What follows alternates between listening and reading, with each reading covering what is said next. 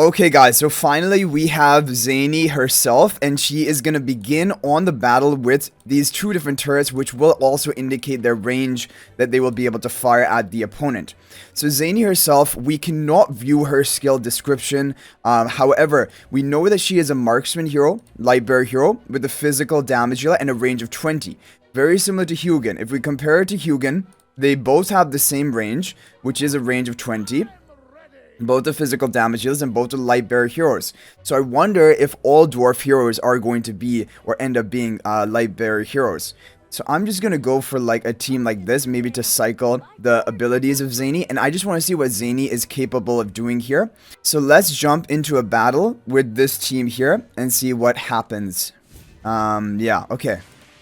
So immediately Zanie is going to begin repairing her turret, okay. And then she goes back to her starting location. The turrets are initiating laser beams, as you see here, periodically, and dealing a little bit of damage. There are also debuffs here, attack debuffs.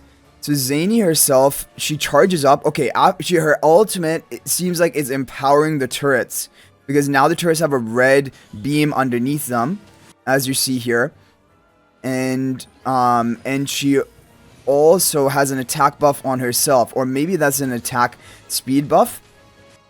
Oh wait, and the debuff is actually from the Star Shard artifact, so that is not related to Zanie.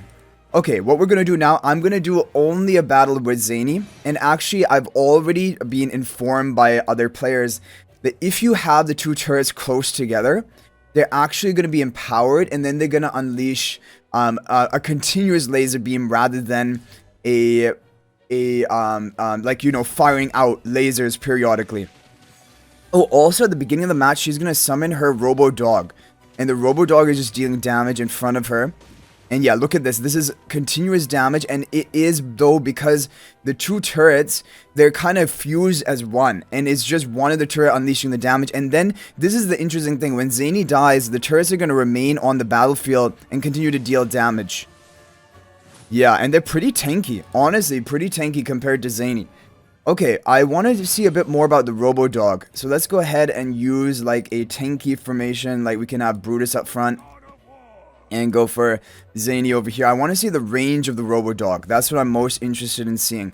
So Robo Dog is seemingly going to be long range. We don't know exactly how much. At the beginning of the battle, Zanie is going to repair or basically power up the turrets, and then they're going to begin firing. So there's a bit of a delay time. It isn't like the turrets are instantly going to be firing. Oh, and she can heal.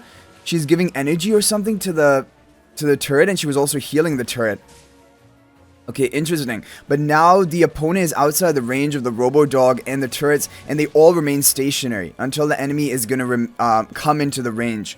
So that is another important factor. I would have thought that they would walk, like at least the Robo Dog, I would have thought that he would walk up if the opponent was not within range. I mean, I like the Hugin idea with the Rowan. What if, can Hugin's buff go onto the turret? That's what I wonder. I wonder if Hugin's buff can go onto the turret. Let's see what happens here. So Zanie is going to repair. The Hugin buff seems to be going off onto the turret. I mean, it has an attack buff, right? Okay, and that is a turret dealing the damage. Look at that continuous damage onto the opponents. But the problem is Indris has long range, so he's not even going to ever enter the range of the turrets that we have here. Hugin is shielding effectively. Yeah, when you cast the ultimate of the Zanie, it's going to power up the turrets. But it doesn't seem to increase range or anything like that, because it's still going to be limited by their range, but they have the buffs on themselves. Okay, interesting. And definitely, they're pretty tanky. They're really tanky, these turrets. So one final thing I want to see is, like, if we have the two turrets up front, for example, like let's say we're using them as a meat shield for our team, and then we go for, like, I don't know, twins, and we can go for twins. We can go for light bearer comp, for example.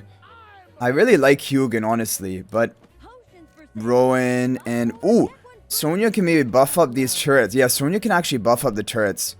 That's really interesting. Okay, let's see what happens here. Sonja's gonna buff up the turrets.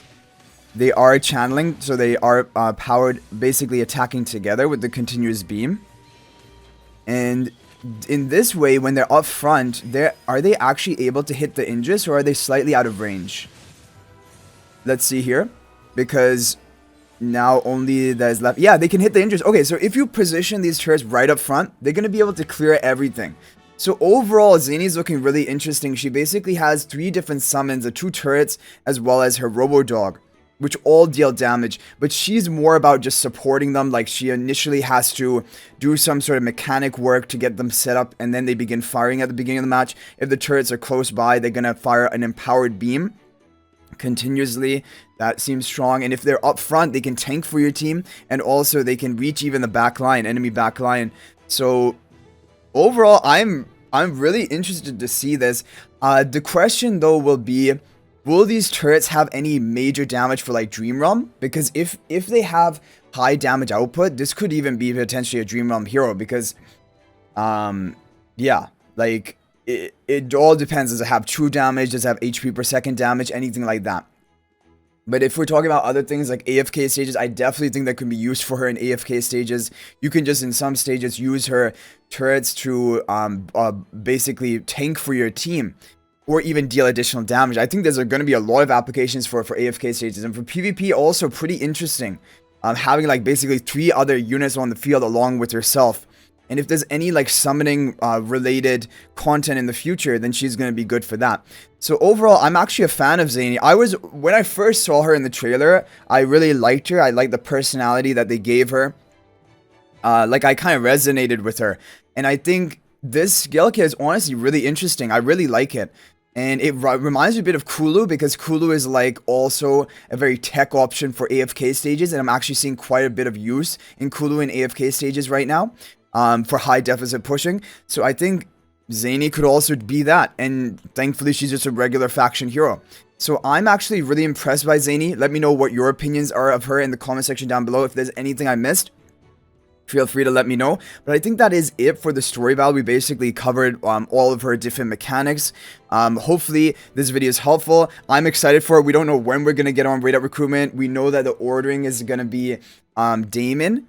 After the hero we have now, Indris. And then after that, I can't really remember if we were actually informed. But there are a lot of heroes coming this season, which we've already been made aware about. But thanks for watching, guys. That's going to be it for this one. If you're not already subscribed to our YouTube channel, please smash that subscribe button. Also, feel free to join my AFK Journey Discord server. There's a link to that in the description of this video. And finally, if you're thinking about making a purchase in AFK Journey, please use my affiliate link for the official Farlight store. A link to that will be in the description of this video and a pinned comment. This is the best way you can support me at no extra cost to you. But thanks for watching. I'll hopefully see you in the next video. And until then, everyone, peace out for now.